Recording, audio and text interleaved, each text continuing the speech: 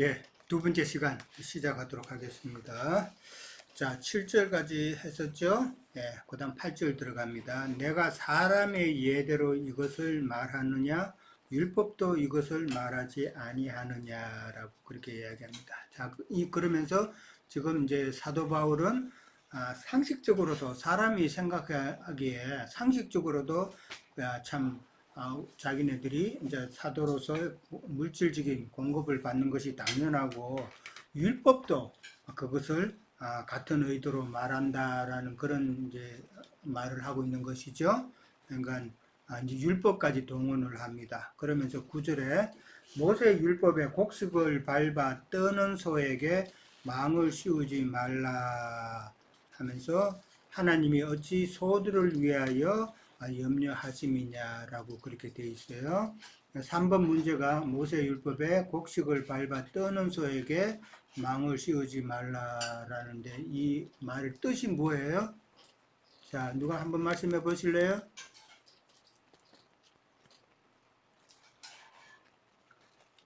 토마스 형제님 혹시 한번 설명할 수 있겠어요?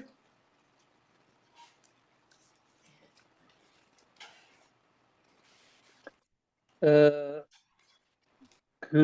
옛날 중동 지방 곡식 타작할 때 그 소가 곡식을 밟으면서 그 곡식을 먹지 못하도록 소 입에다가 망을 씌웠다고 하더라고요. 예.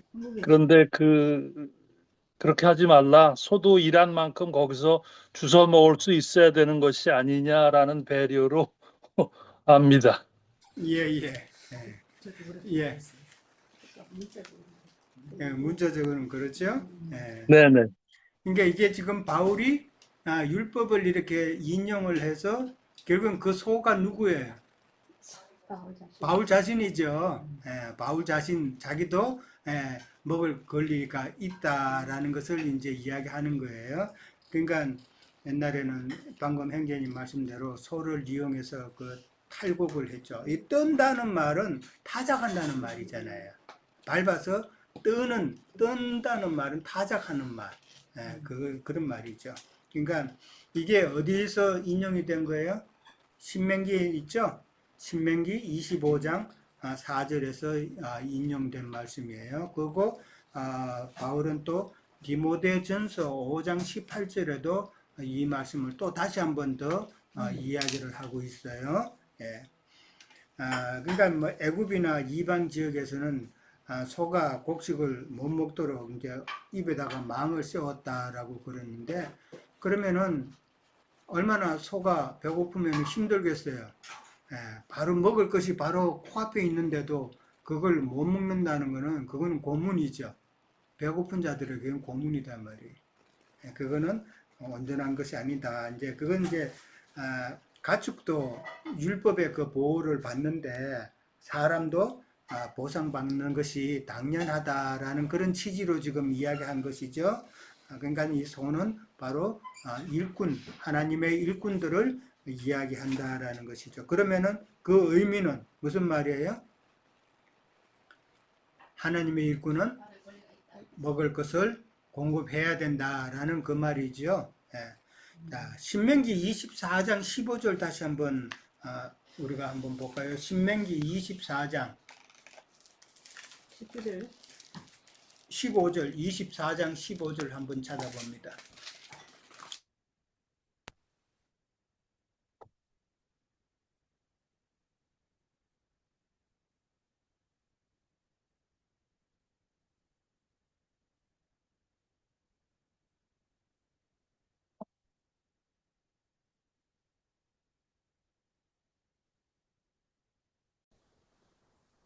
잠깐만요. 안 들린대잖아. 들려요? 그럼 들려요. 예, 네, 이제 시작합니다. 들립니다. 자, 네. 신명기 24장 15절 찾으셨죠? 자, 다 같이 읽습니다. 시작. 그 꼼짝을 하늘에 두고 해진 물까지 미루지 말라. 이는 그가 가난으로 그 꼼짝을 간절히 바랍니다. 그가 너를 여호와께 혹사하지 않게 하라. 그렇지 않으면 그것이 너희에게 죄가 될 것이라. 이 말씀이 무슨 말씀이에요? 같은 말씀이죠? 네. 지금 어떤 품꾼이 참 일을 했어요. 그날에 일을 하고 나면은 이제 해지기 전에 품삯을 줘야 되는데, 그 말은 그 사람은 품삯을 받아서 그날 저녁에 가서 식구들하고 먹어야 될 거 아니에요. 그런데 그것을 갖다가 해지기까지 미뤘단 말이에요. 그럼 다음날 받으러 오라는 거죠. 그러면은 그 사람은 불임직함으로 인해서 참 호소를 한다고 그랬죠. 호소를 한다는 말은 이거 지금 아, 하나님의 일꾼들을 두고 하는 말이다라는 것이죠.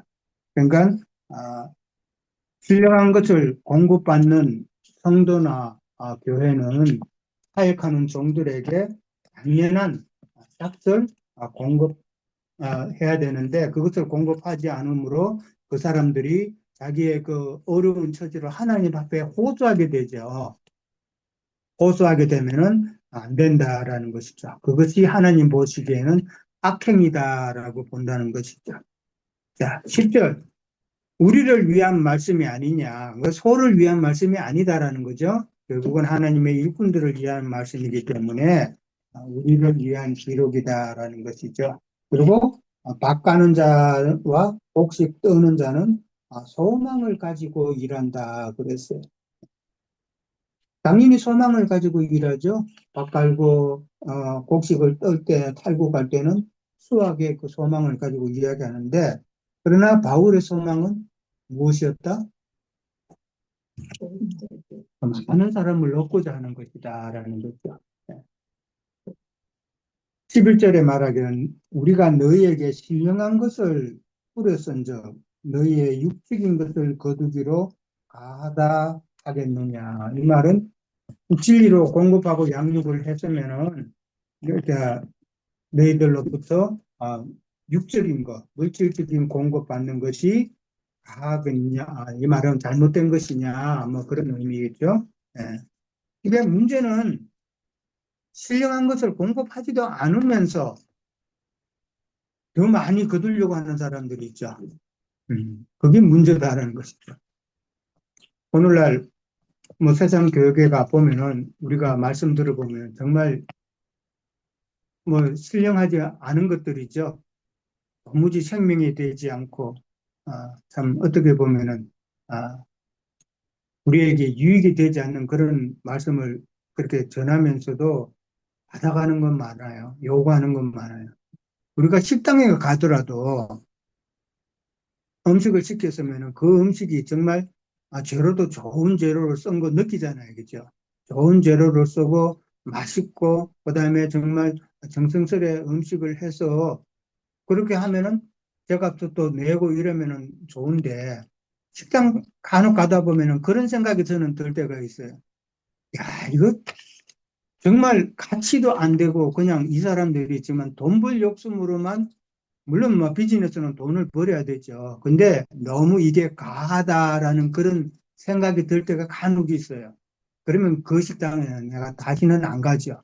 너무 맛도 없고 양도 그렇고 서비스도 그렇고 그런데다가 거기 차지하는 건 보면은 요즘은 진짜 가서 식사 한번 하려면은 뭐 택스까지 하고 뭐그 그거 뭐야 뭐라 그래? 서비스비. 서비스 차지. 팁.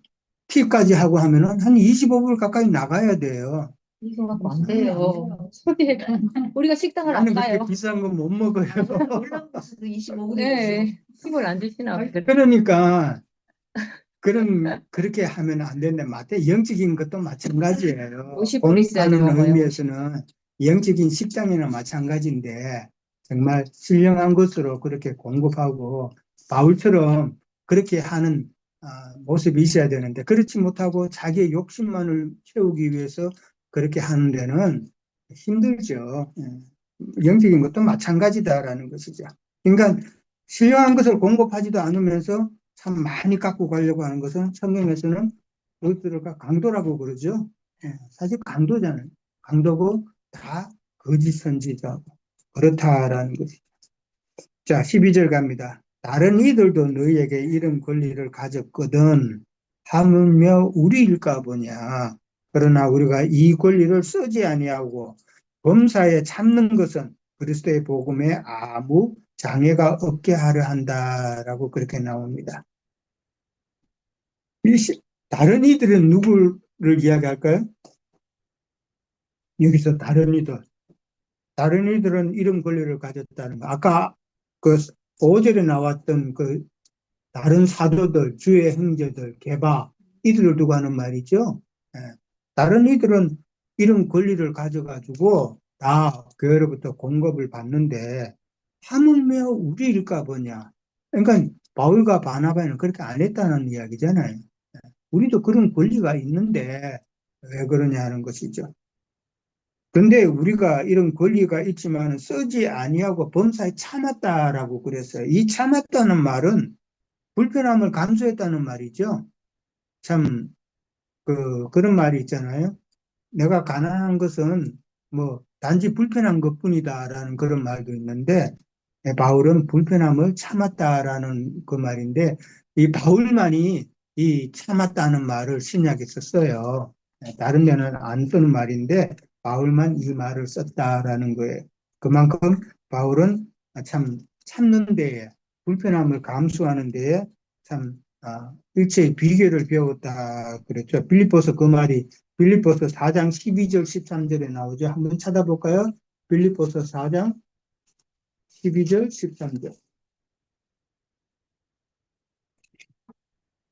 321페이지쯤에 있어요. 그렇죠. 읽어요. 나는 비천하에 잘 줄도 알고 풍부에 잘 줄도 알아. 모든 일 곧 배고픔과 배부름과 배고픔과 풍부와 공급에도 잘 줄 아는 일체의 비결을 배우노라. 이렇게 하십니다. 예, 그 다음에 13절 내게 능력 주시는 네. 자에서 내가 모든 것을 할 수 있느니라 라고 그랬어요. 그러니까 바울은 일체의 비결을 배웠다 그랬죠. 그 비결이 뭐예요? 자족하는 비결이죠. 자족한다라는 말은 내가 있다고 함부로 막 쓰는 그런 일은 안 한다라는 것이죠. 그 다음에 또 없다고 해가지고 내가 낙심하는 그런 일은 또 없었다라는 것이죠. 뭐 있으면 있는 대로 막 쓰고 또 없으면 없는 대로 불평하고 그런 것이 아니다. 자족한 줄 알았다. 자족하는 비결을 배웠다 그랬죠. 예. 참 그것이 바로 내게 능력 주시는 자 안에 바울의 능력이다라는 것이죠. 그 능력이라는 것이 뭐 이상하게 뭐, 뭐 기적을 입히고 하는 그런 능력은 아니다라는 것이죠. 그러니까 바울은 이제 그런 자족하는 비결을 배웠는데 여기 이제 장애라는 말이 나옵니다. 그리스도의 복음에 장애가 장애가 없게 하려 한다라고 그랬어요. 그러니까 바울이 돈을 받게 되면은 물질적인 공급을 받게 되면은 바울이 물질을 밝히는 자로 오해하는 사람이 생길 수도 있는 거죠. 그렇죠? 그렇게 되면은 그 형제를 또 잊어버리는 그런 장애가 되는 일이기 때문에 참 바울은 복음을 이용해서 권리를 주장하고 행사하는 그런 것은 하지 않았다라는 것이죠.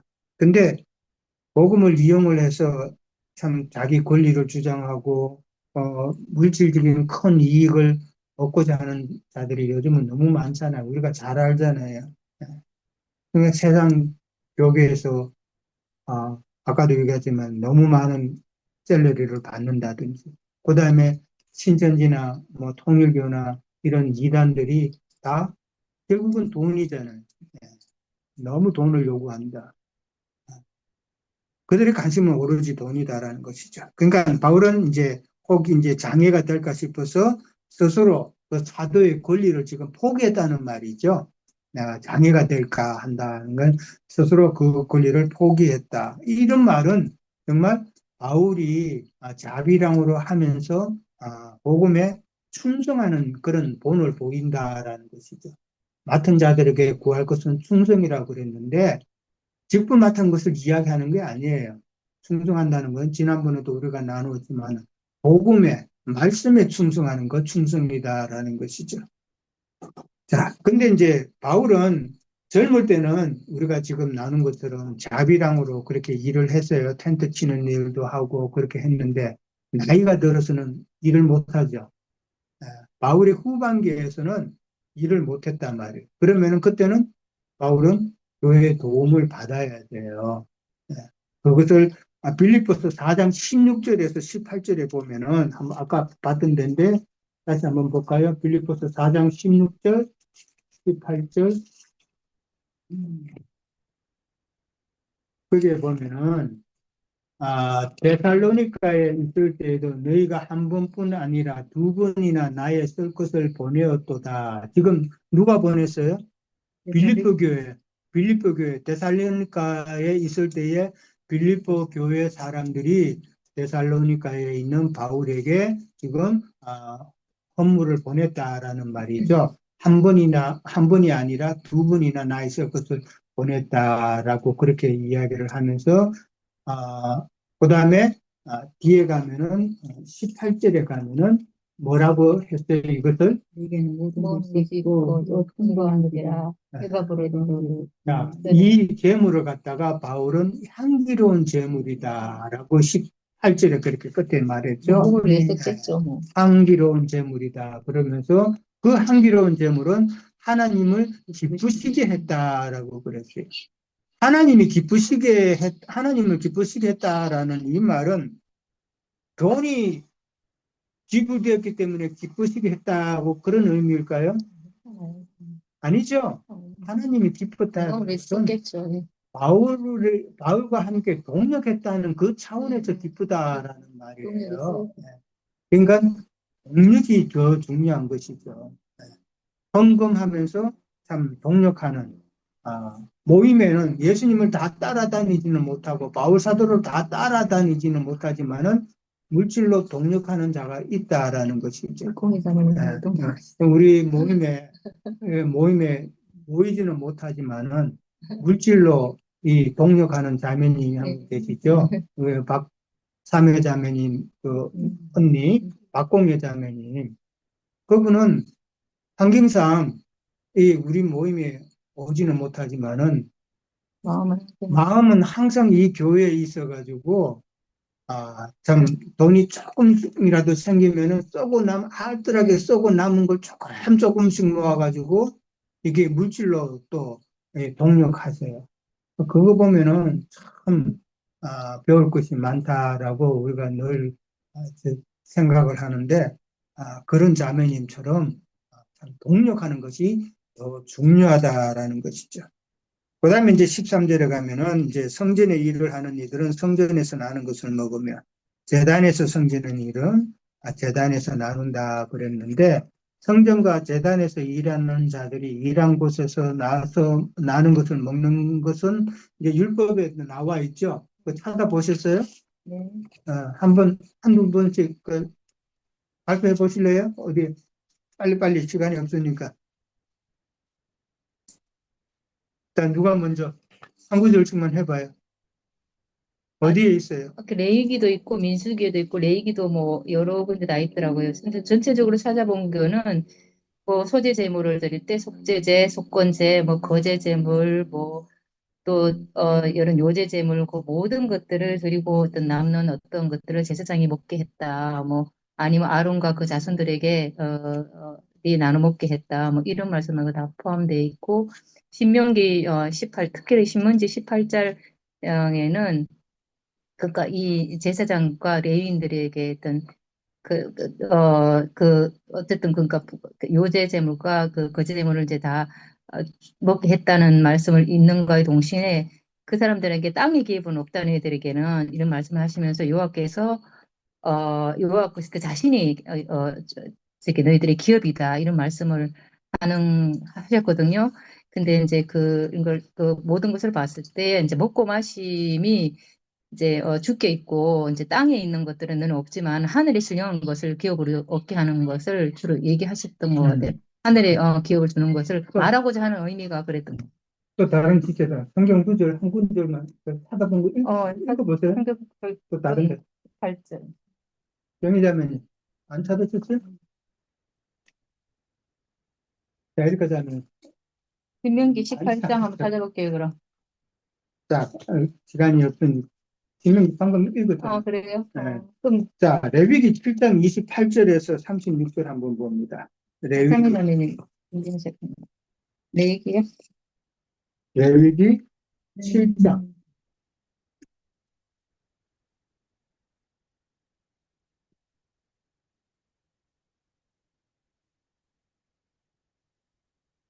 칠장 28절에서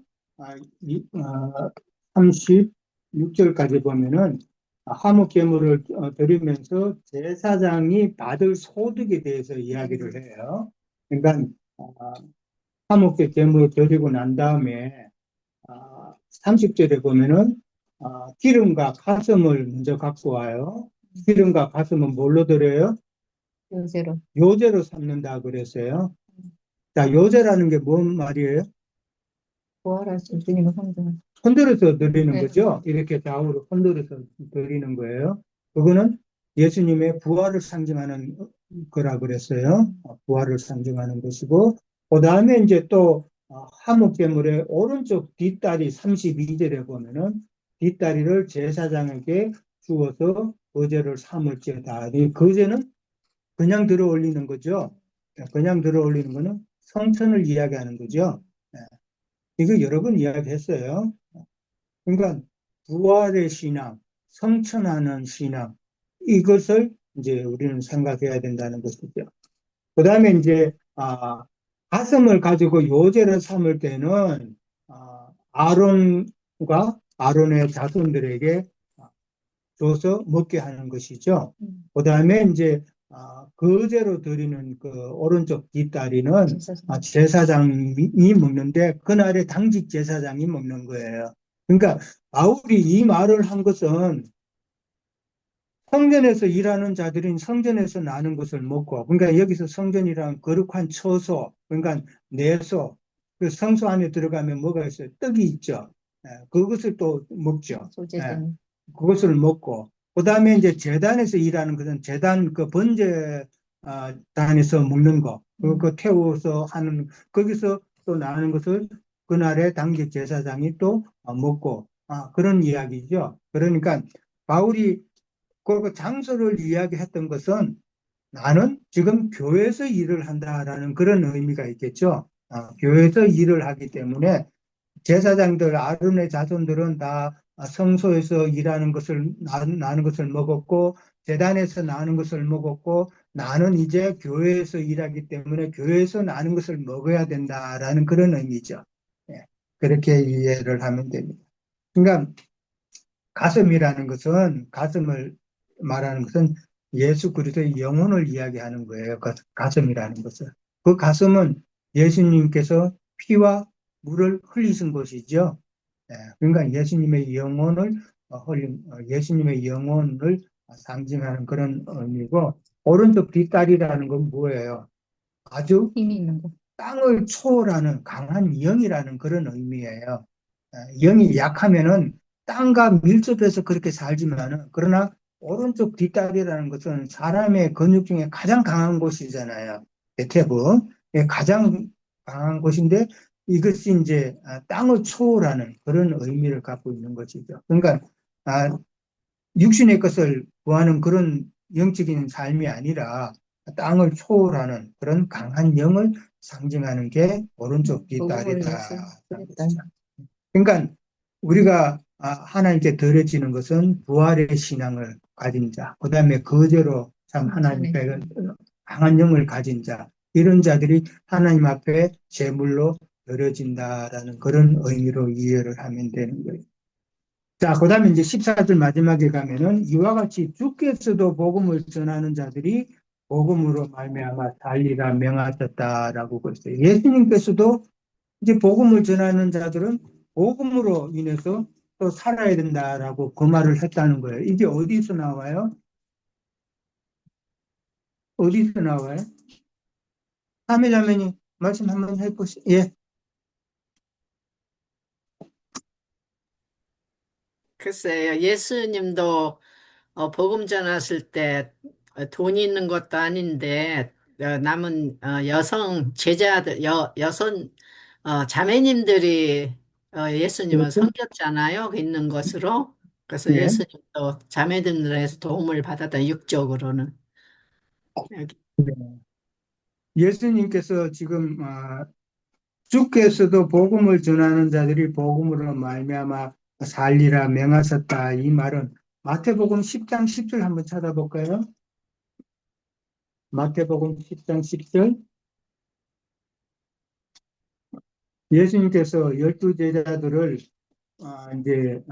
화성 보내는 이야기예요. 12제자들에게 마을로 내려가서 참 하나님의 복음을 전하라는 그런 내용이죠.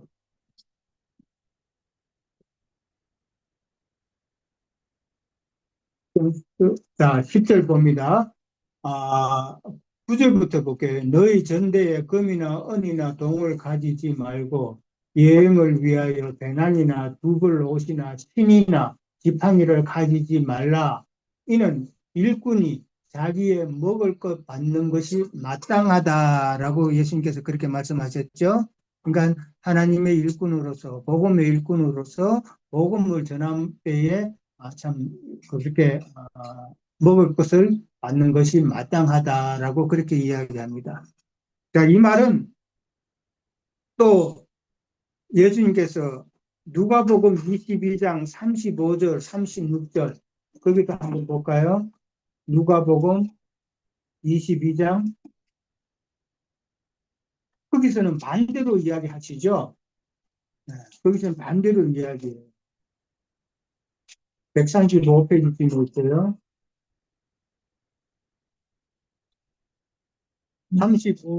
35절부터 보세요. 그들에게 이르시되 내가 너희를 전대와 배낭과 신발도 없이 보내었을 때에 부족한 것이 있더냐 이르되 없었나이다. 이르시되 이제는 그러니까 35절은 마태복음 10장 10절에서 이야기했던 그 보냄이죠.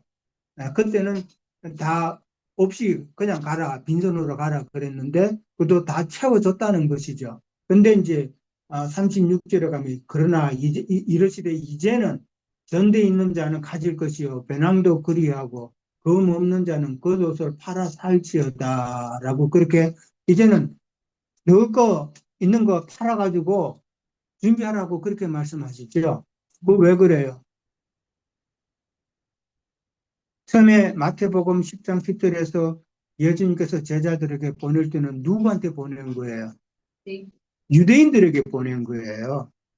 유대인들에게 보냈지만은 누가복음 22장에서는 지금 이방인들에게 보내는 내용이단 말이에요. 그렇기 때문에 그 지금 내용이 반대가 되는 거예요.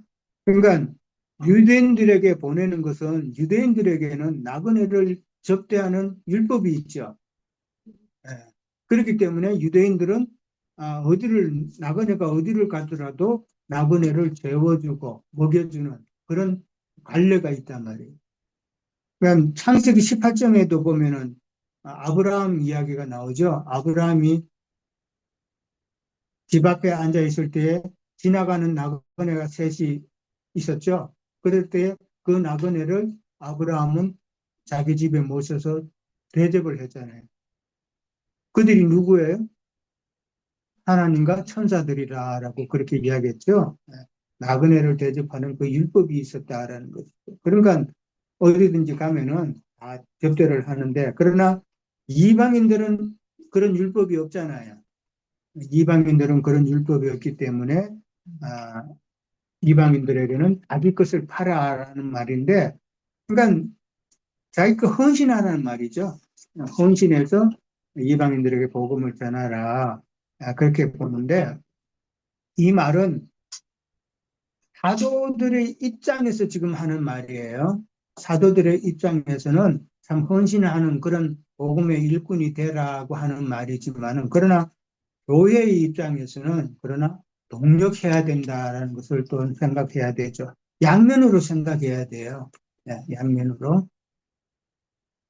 조금 전에 우리 자매님 말씀하셨듯이 누가복음 8장 1절에서 3절에 보면은 예수님께서 이 땅에서 하나님의 제사장으로서 참 사역을 하실 때에 사랑하는 자매들이 참 예수님을 자기의 소유로 섬겼다라고 그렇게 나오죠.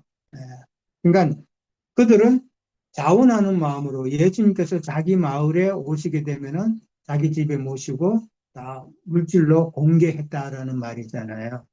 근데 이제 어떻게 보면은 매달 고정적인 급료가 나갈 수 있는 그런 상황은 아니죠. 예수님이 오면은 그 예수님을 그렇게 공개했다라는 것인데 이런 것을 너무 강조를 하다 보니까 세상 교회에서는 고정적인 월급이 돼 버렸죠.